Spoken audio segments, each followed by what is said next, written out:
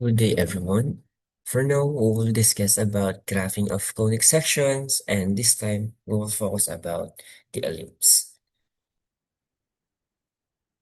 And here are our lesson objectives. First is we're going to identify the center, vertices, co-vertices, foci, and endpoints of lateral recta of an ellipse given its standard equation. Second is we're going to construct the graph of an ellipse using its key features.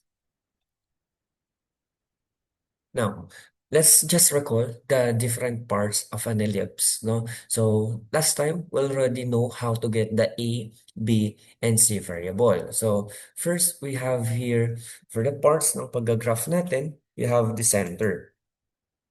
And center is possible na nasa 0, 0 or nasa origin siya. O kaya naman, nasa HK coordinates. So, center natin, this is the midpoint of both the major and minor axis. Okay, so we also have the focus. Okay, focus or kapag plural, we have foci. So for foci, it is always lie on the major or the longest axis. Okay, so it is spaced equally each side of the center.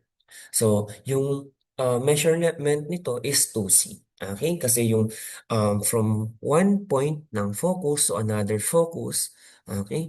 So that is 2C, equivalent to 2C. We also have the major axis. Ayan. So major axis, ito naman yung nagko-connect between our vertices. Okay? And the measurement of this is 2A. Okay? Kasi yung value ng A natin from center to one point or one vertex lang natin. So, to measure the major axis, so, ayun, it must connect the two vertices natin. Second is we have the vertex of the ellipse. Ayan na yung endpoint ng atin sa may major axis. Okay? We also have the minor axis. So, yung minor axis naman natin, ito yung mas shorter, no, na line that connects the co-vertices. Yan.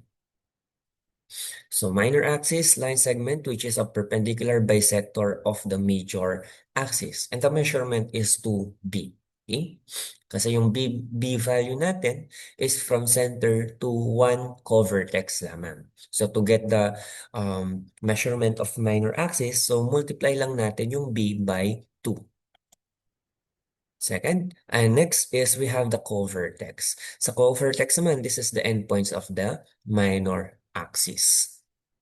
Okay. And we also have the latera recta. Okay? Latera recta or latus rectum.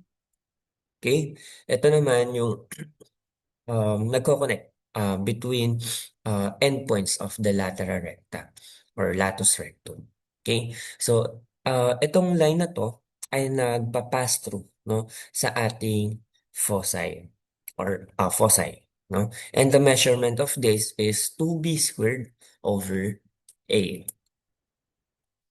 Ayan. So, for us to graph the ellipse, no, first is we have this one. If the ellipse is the origin is at if the center is at the origin or 0, 0, here are the formulas that we need. So, ibang orientation ng ellipse, iba yung formula na gagamitin. So, on this one, okay, we have standard form na x squared over y squared plus sorry, we have x squared over a squared plus y squared over b squared is equal to 1. So on this one, the orientation of the graph of this ellipse is horizontal. Okay? Horizontal ellipse dahil ang A natin ay nakay x squared. Now, if the ellipse is horizontal, all of this, no, this one to get the foci, this is the formula or for us to get the coordinates of vertices. coordinates for co-vertices, and the endpoints of lateral recta. Now, before natin makuha yung mga coordinates, kailangan muna natin makuha yung mga variables na kailangan natin, like yung A, B, C, H, and K. Okay? Yung H and K is for the center, yung A, B, and C naman is for other points that we need. And also, kapag nakuha nyo na yung mga points na kailangan natin or values ng variable na kailangan natin, magda-direct substitution lamang tayo. Okay? So again, this row ay for horizontal ellipse. And this row naman po is for vertical ellipse, which is dapat ang center ay nasa origin. So iba din yung mga pagkuha ng key points or ng mga parts ng ellipse natin if yung center ay wala sa origin. So that's why, no, importante na before tayong mag-graph, before natin kuhanin yung mga coordinates, alam natin yung orientation ng graph ng isang ellipse by just observing the standard form of equation. Kung horizontal ellipse ba yan or vertical ellipse. Magkaiba kasi yung pagkuha ng mga coordinates. So I hope that is clear, no, na before kuhanin yung mga coordinates na kailangan, alamin muna kung ano yung orientation ng graph. Okay? Ayan. So now, let's have an example. So we have here x squared over 9 plus y squared over 25 is equal to 1. So dito, wala tayong hk variable. So it means ang ating center ay nasa 0, 0 coordinates. Okay? Now, nakuha na natin yung center. Proceed tayo ng pagkuha ng A. Sa pagkuha naman ng A variable, okay, tandaan kapag ellipse, ang A natin is yung mas greater value sa denominator. So we have here two choices, 9 and 25. Alin ba yung mas greater ang value? Si 25. But take note, 25 is A squared. So therefore, we need to get the square root of 25. And it is equal to 5. So our A is 5. Proceed tayo with our B. Our B is, syempre, yung mas lower yung value, which is 9. Okay? So, but 9 is also naka-square po yan. So, it is get the square root of, okay? Get the square root of 9. So, it is 3. Okay? Now, nakuha na natin yung A. Nakuha na rin natin yung B. Proceed tayo with C. Okay? Sa pagkuha naman ng C, our formula is square root of uh, square root of a squared, which is 25, okay, minus square root of b squared, which is the 9. Okay, so therefore 25 minus 9, that is 16. Get the square root of 16, that is equal to 4. Okay, nakuha na natin yung center, nakuha na rin yung A. We also get the B value. And also, last is the C value. Kapag nakuha na natin itong mga to, okay, we can already get the coordinates. So, sa pagkuha ng coordinates, again, magda-direct substitution lamang tayo. So, nakalagay na dito, no? You can always go back sa mga tables na kailangan natin.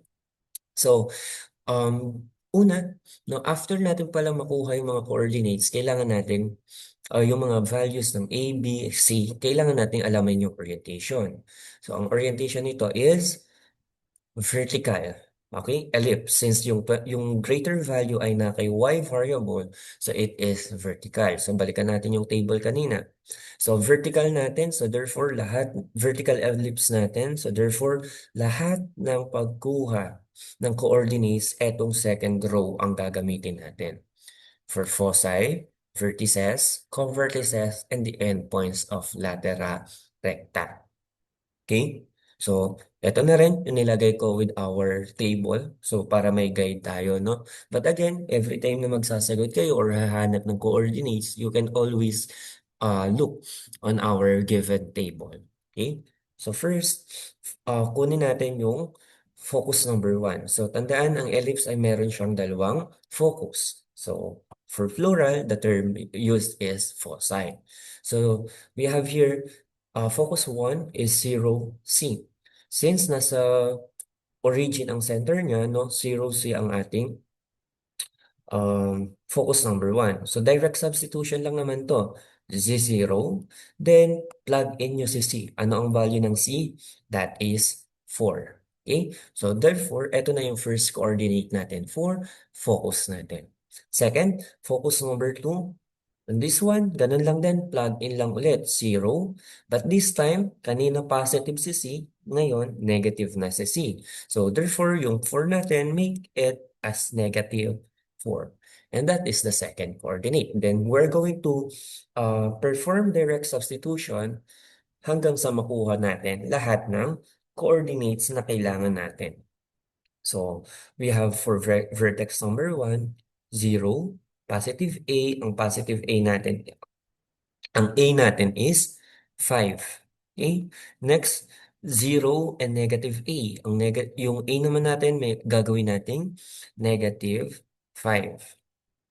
Next, for co-vertices, B, 0 naman siya. Ang B natin is 3. Then, 0. Okay? For co-vertex 2 natin, we have negative B. So, yung positive 3, make it negative 3. Then, 0.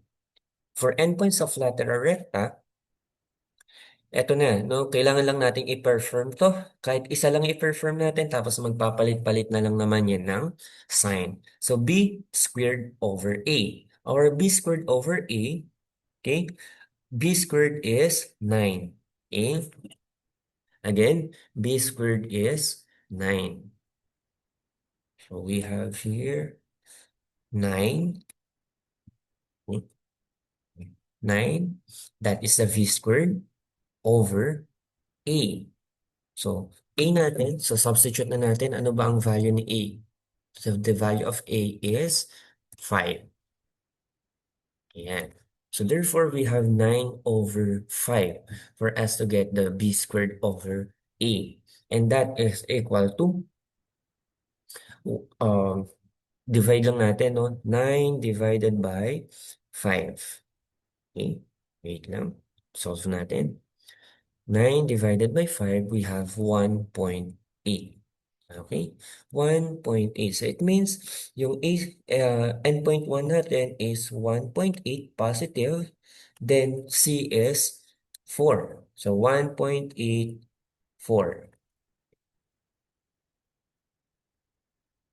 1.84. That is the coordinate of first lateral endpoints of lateral recta natin. Okay?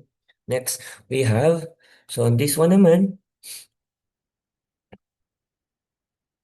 okay, on this one naman, positive B squared over A. So it means na-perform naman na natin yung B squared over A, 1.8 pa rin siya, but this time yung C is negative. So it means we have negative 4. So for the endpoint number 2 natin, we have 1.8 and negative 4. Next, for endpoint 3 natin, this time, negative na yung B squared over A natin. So, make it negative, okay? 1.8, and C naman, this time, positive. So, 4. Okay? Next, we have, this time, as you can see, they are both negative. So, gawin lang natin negative parehas. 1.8 and negative 4. Now, ito na yung mga coordinates na ipa-plot natin sa um, Cartesian plane natin. So I hope no na i-recall kung paano mag-plot ng points sa isang Cartesian plane. Okay? So we have x and y values lang. Now, after natin makuha yung ating key points or mga coordinates na kailangan, that's the time para mag-plot and ma-graph yung ating given ellipse. And the graph of this ellipse is this one. Tulad ng sinabi natin kanina, it is vertical ellipse. So, dapat ang graph natin after ma-plot lahat ng points ay vertical. Okay? So, this one, ito yung mga parts na nakuha natin. We have the center, 0, 0. We have the foci, focus 1, focus 2. We also have the co-vertex, co-vertex 2. We also have the vertex 1, vertex 2, and the 4 endpoints of latera recta natin. So this is the graph of the given standard form of an ellipse, which is x squared over 9 plus y squared over 25 is equal to 1. Okay? Now let's have another example, but this time our center is at HK coordinates. Okay? So, ganun lang din, no? Iba yung gagamitin natin kapag ang center ay nasa origin, and also kapag ang center ay nasa HK coordinates. Okay? Medyo madami yung pagkuha ng um, coordinates natin or yung mga key points. But again, direct substitution lang naman to and you can use your calculator para hindi kayo mahirapang mag-solve.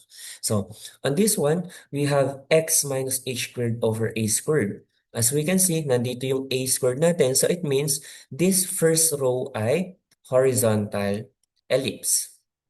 Okay, kasi na kay x si A. Now, this one naman, this row naman is, since ang A natin ay na kay Y, so therefore, this one is vertical. So, paano natin gagamitin to? So, this column, or sorry, this row ay gagamitin nyo lamang if you have horizontal ellipse. And this row naman po, ang gagamitin nyo kapag you have vertical ellipse. Okay? So, let's apply this. Let's have this example number 2. We have x minus 4 squared over 36 plus y plus 4 squared over 9 is equal to 1. Before natin kuhanin lahat ng key points na kailangan natin, let us identify the orientation of this ellipse. So, the greater denominator is 36 and 36 ay nakay x variable. So it means the goal or the graph of this ellipse, no, we can already identify is it is horizontal ellipse kasi na kay x axis siya or na kay x variable. Now with this, pwede na natin kuhanin yung h k. We can also get the um A, B, and C variable natin. Okay? So our H, so this time, wala sa origin ang center natin. So H is paired kay X. So negative 4 dito, it will be positive 4. For our K naman, we have positive 4 dito, no? So therefore, opposite niya is negative 4. So for the center of the ellipse, we have 4, negative 4 coordinates. Okay? Next, for A naman natin, so again, ellipse to, so it means kung sino yung mas greater yung value, that is our A squared, so that is 36. The square root of 36, it is equals to 6. For B squared naman is 9. So get the square root of 9, it is equal to 3. Now, for our C, we need to get the square root of A squared minus B squared. So it is 36 minus 9. It is equal to square root of 27. And the square root of 27 is approximately 5.20. Okay? Kasi natin. Again, square root of 27 is approximately 5.20. So this time, nakuha na natin yung value ni H and K. So meron na tayong center. We also have the values of A, B, and C. So 6, 3, and 5.20. Okay? Now, this time, pwede na natin kuhanin yung mga coordinates na kailangan natin. No? Now, again, the standard form shows us that the graph of this ellipse is horizontal. So therefore, ito yung gagamitin natin for horizontal. Okay? H plus C, K for focus 1. We also have H minus C, K for focus number 2. Okay?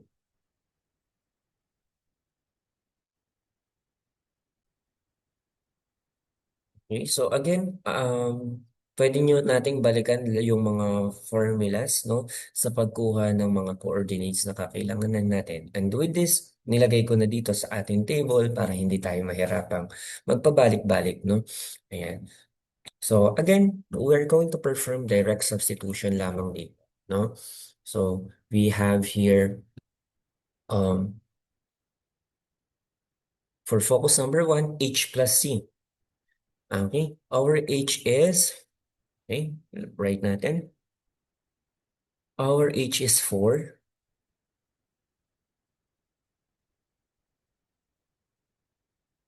No?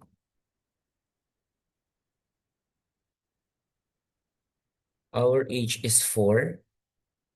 Okay. Then plus, C natin is 5.20. Okay. Which is equal to 9.20. Okay.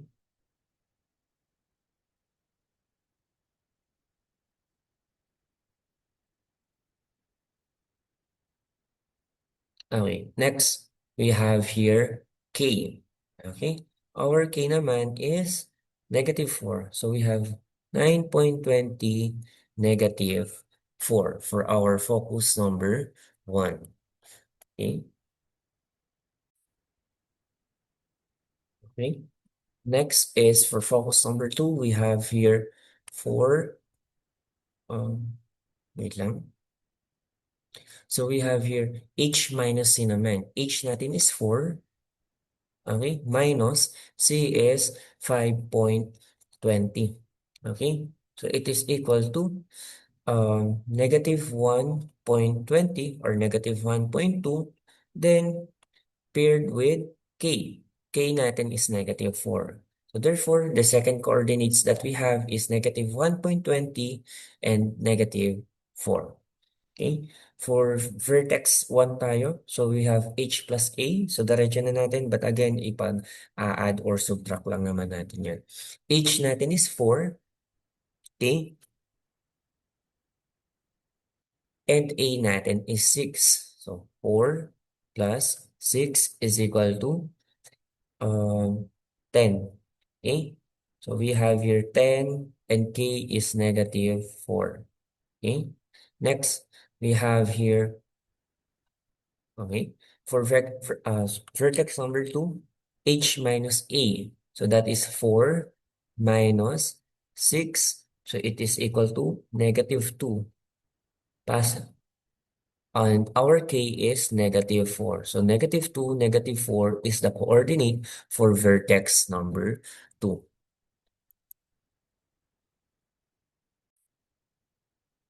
Now let's proceed with the co-vertices. Okay? So for co-vertices, we have here H then K plus B.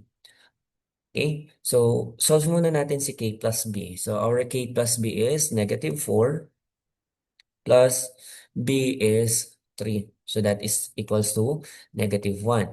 So our coordinates will be our H is 4, then K plus B is -1. Okay, next, HK minus B. Solve muna natin si K minus B, -4 minus 3, that is -7.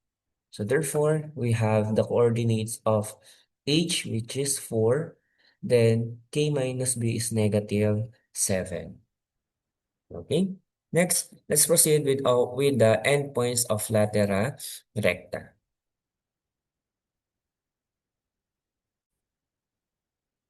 Okay, so now for endpoints 1 natin, we have H plus C. Okay, solve lang ulit natin yung H plus C, and H natin is 4. Okay, 4. Okay, we have here 4 plus our C is 5.20. Okay, and since yung B squared over A natin ay gagamitin natin para sa 4 points na to, isolve muna natin yung B squared over A. B squared over A is, our B is 9 over A naman natin is, what is our A? 6. So 9 divided by 6. Solve lang natin. 9 divided by 6.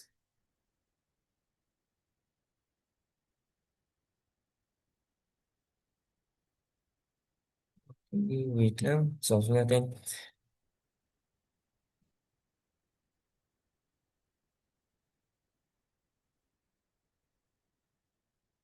9 divided 6 is equal to 1.5.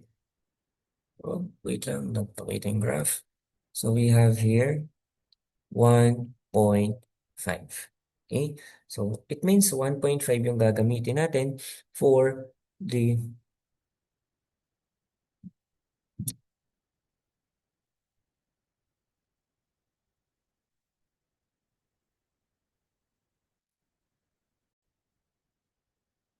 okay. Since nakuha na natin yung B squared over A, perform lang natin yan dito sa ating formula, no? Which is K plus B squared over A. Okay?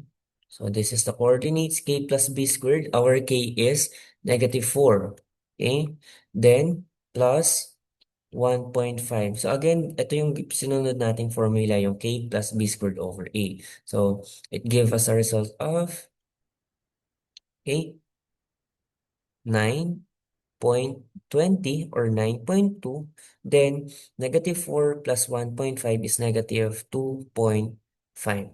So ito yung coordinates na kakailanganin natin. Okay? Next, we have H plus C pa rin dito, which is pinarform natin dito sa unang endpoint natin.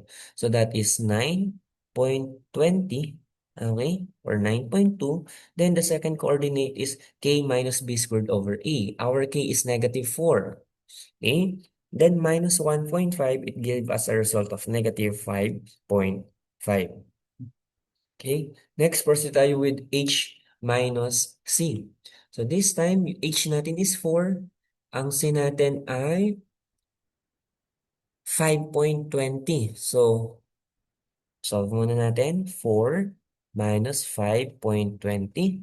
Then the second coordinate is yung K plus B squared over A, which is pinreform natin dito yung K plus B squared over A and nakakuha tayo ng -2.5.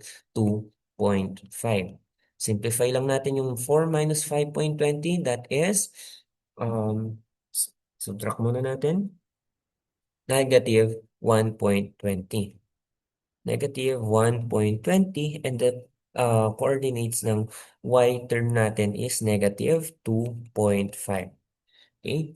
Next, we have h minus c. Ito na rin yun, yung 1.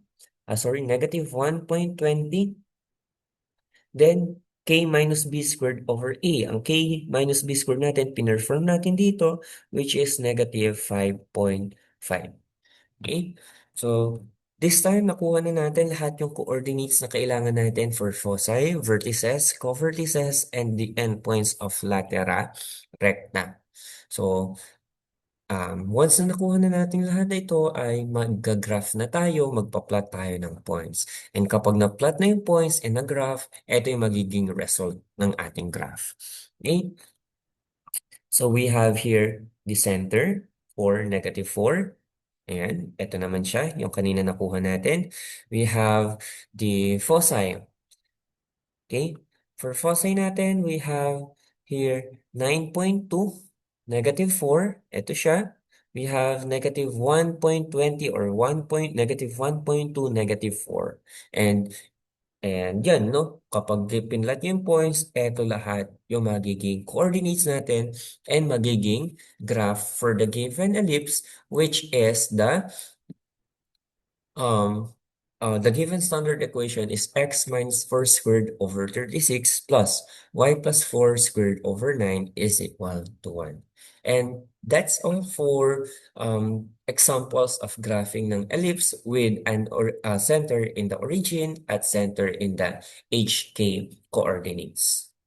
Okay? So that's all for this video. I hope you learned from this. Goodbye, everyone.